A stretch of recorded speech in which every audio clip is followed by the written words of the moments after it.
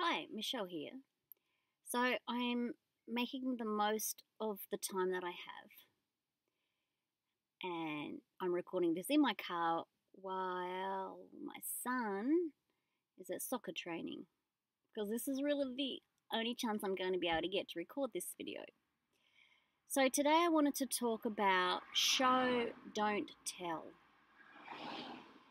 And I've been writing for 8 years and I've received my fair share of praise and criticism. But until recently, it's come to my attention show, don't tell. In fact, I've heard it quite a number of times. For some time, I couldn't get my head around show, don't tell. And I struggled for some time to really understand what that meant. I don't have any formal training in writing, and everything I've learned has been online.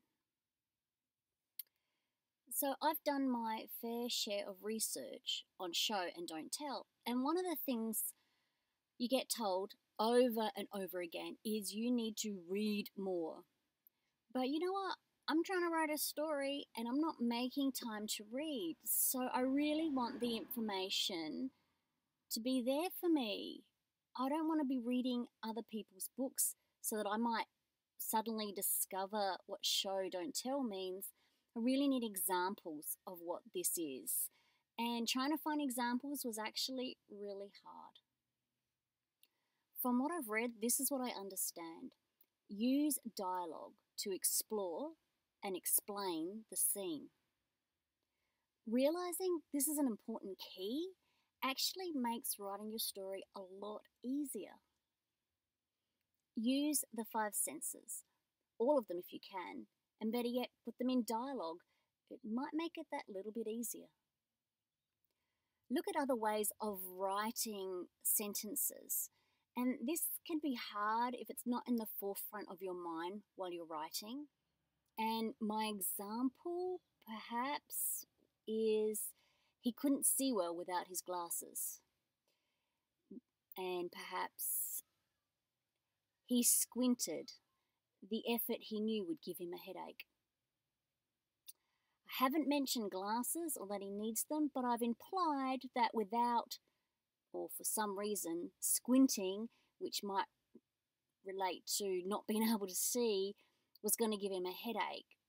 Maybe a bad example, but that's the best I can come up with, considering I'm still haven't perfected the art of show and don't tell. But how much show and don't tell should be in a story? I don't want to have so much in my story that it literally bores the reader or it loses them or they don't quite understand what it is I'm trying to write. There has to be a balance. So in some regards, you do have to have some telling in your story. But trying to find the right balance, I guess that's what makes a good writer great. Just to be sure, I think I understand what show don't tell means. Here's another example. Joe walked into the cafe and saw Tom sitting at the counter waiting for him. The retro-style cafe, with 50s music playing in the background, smelled of French fries as Joe entered. At the counter, sitting on a red vinyl stool, Tom, with hand on hip, implied, "Why are you late?" I don't know. Did I get it? Do I understand? Sure, I think I can get there in the end if I work hard and take the time to think about what I want to show and what needs to tell. When I think back at all the other stories I've written, I think I got a lot of editing that needs to be done. But I'm improving and I'm learning as I go, and that's really important as a writer. And I hope that one day I will still yet write my best story ever. We shall see. Thank you. And I just had a thought. If you've got any examples, some really good examples of show, don't tell, please share them in the comments. Because you know what? Not only will they help me, but they might just help someone else. Thank you.